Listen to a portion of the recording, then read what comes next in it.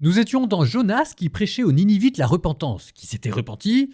Il faut croire que la repentance n'aura duré qu'un temps et un temps seulement. 100 ans ont passé et voilà qu'après la guerre d'Aram qui avait laissé l'Assyrie exsangue, un chef militaire génial, Tiglath-Phalesar III, a réformé Israël qui est redevenu la grande puissance hyper violente. Du coup, Israël a peur. Israël a peur, mais pas de chance, ils misent sur le mauvais cheval. Ils essayent de faire une alliance contre la Syrie avec l'Égypte. L'Égypte se fait envahir et comme Israël est sur le chemin, elle se fait entièrement détruire et déporter. Il n'en est plus rien resté. Ces événements, on les entendra dans le 2e livre des rois. Mais c'est pas mal dès à présent de vous en avertir. C'est des jalons importants et c'est bien de les voir une ou deux fois parce que ces événements qu'on connaît moins structurent pourtant l'histoire sainte d'Israël. Et il faut bien à un moment donné que ça finisse par rentrer dans notre tête. Du coup, la pédagogie étant l'art de la répétition, je vous en parle et je vous en reparle. Bon, maintenant retournons à l'Assyrie qui a rasé Israël. Pourquoi s'arrêter en si bon chemin ?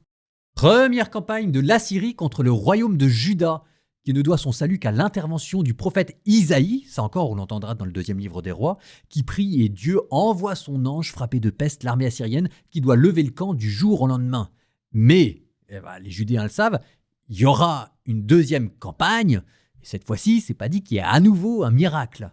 Et c'est dans ce contexte-là, alors que l'Assyrie est au sommet de sa gloire, voilà qu'un prophète surgit de nulle part, un prophète dont nous allons entendre le livre aujourd'hui, Naoum, et prêche la destruction de Ninive. Naoum, ça veut dire consolation. Capharnaüm, la ville où habitera Jésus, ça veut dire la ville de Nahom, la ville de la consolation.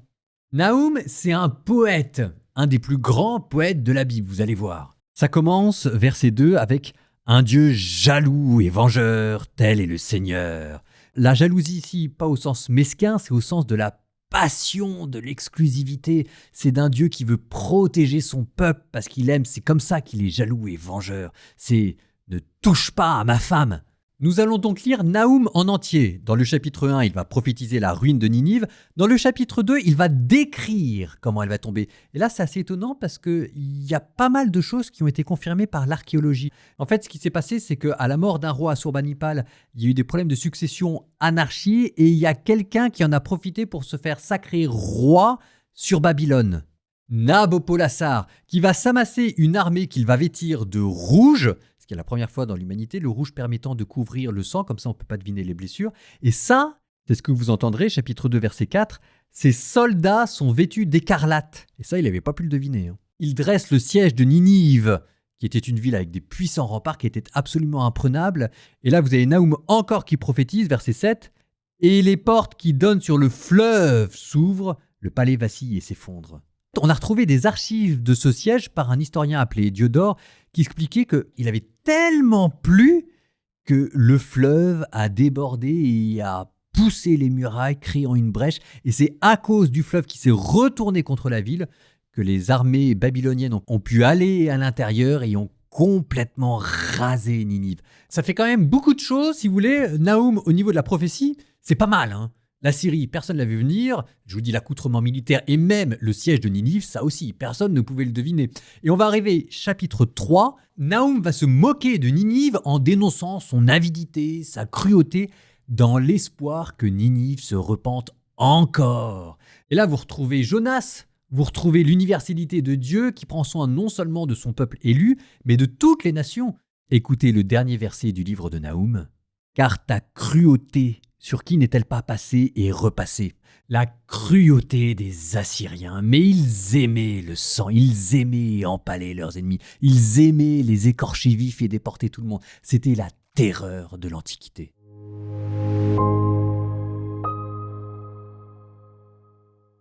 Proclamation sur Ninive. Livre de la vision de Naoum du village d'Elkosh. Un Dieu jaloux et vengeur. Tel est le Seigneur. Il se venge, le Seigneur. Il est empli de fureur. Le Seigneur se venge de ses adversaires. Lui, il garde rancune à ses ennemis. Le Seigneur est lent à la colère. Sa puissance est grande, mais il ne laisse absolument rien d'impuni, lui, le Seigneur. Dans l'ouragan et la tempête, son chemin, la nuée et la poussière que soulèvent ses pas.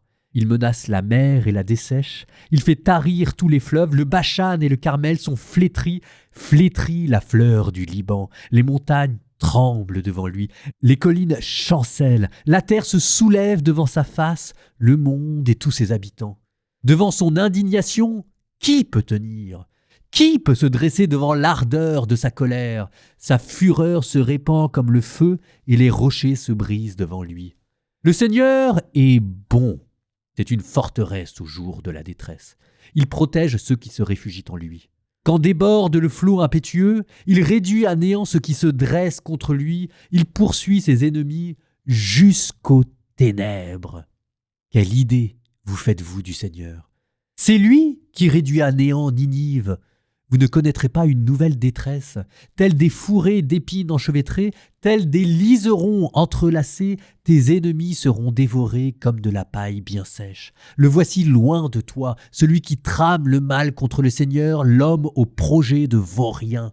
Ainsi parle le Seigneur. Si nombreux et si prospères soient-ils, ils seront fauchés et ils disparaîtront. Si je t'ai humilié, désormais je ne t'humilierai plus. Et maintenant je vais briser le joug qui pèse sur toi et rompre tes chaînes. Voici ce que le Seigneur a décrété contre le roi de Ninive. Nulle descendance ne perpétuera ton nom. De la maison de tes dieux je supprimerai les idoles, qu'elles soient sculptées ou en métal fondu. Je te prépare un tombeau, car tu es méprisable. Voici sur les montagnes les pas du messager qui annonce la paix.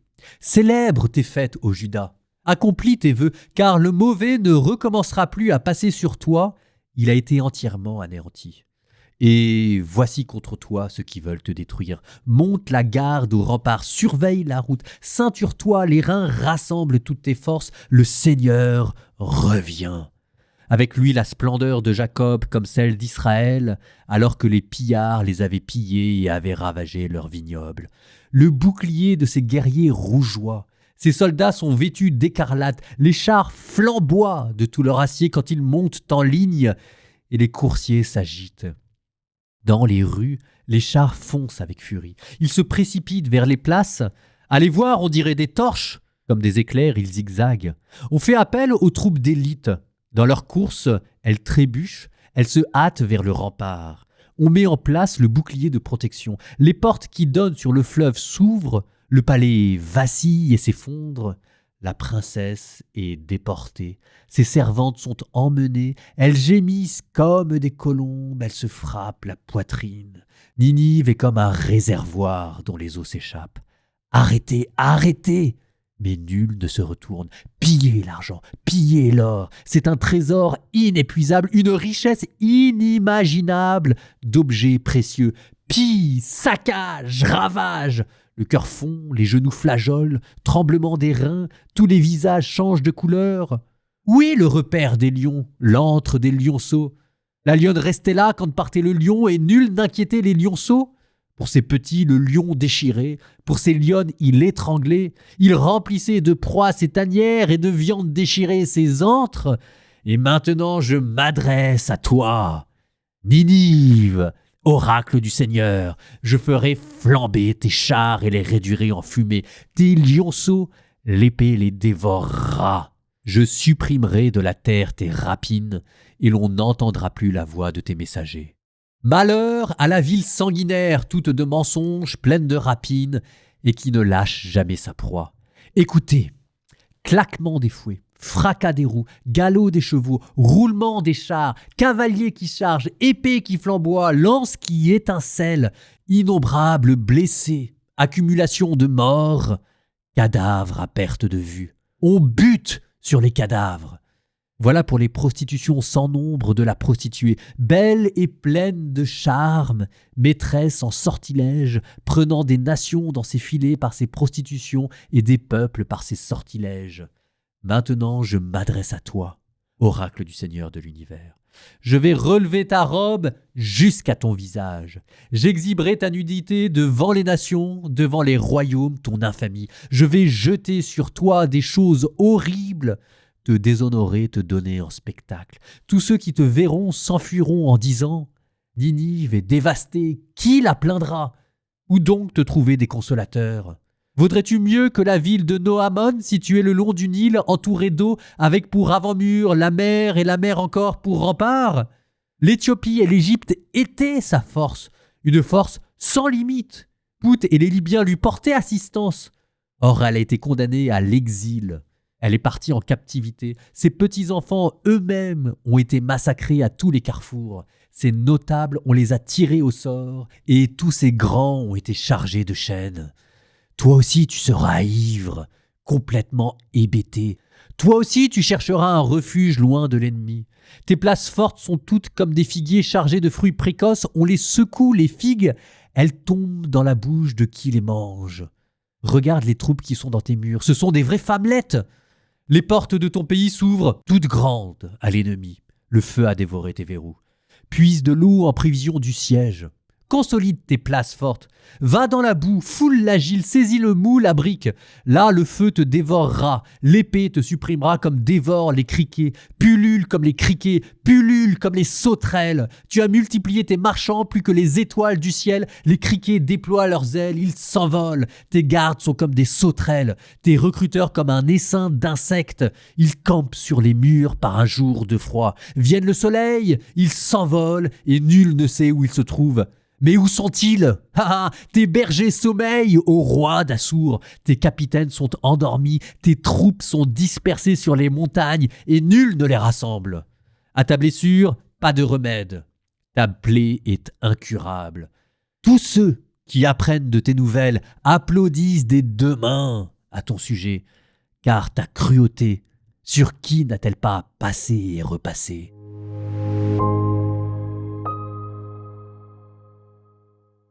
Vous avez entendu la fin de ce chapitre 3, hein? Je vous lis un de mes commentaires à ce sujet.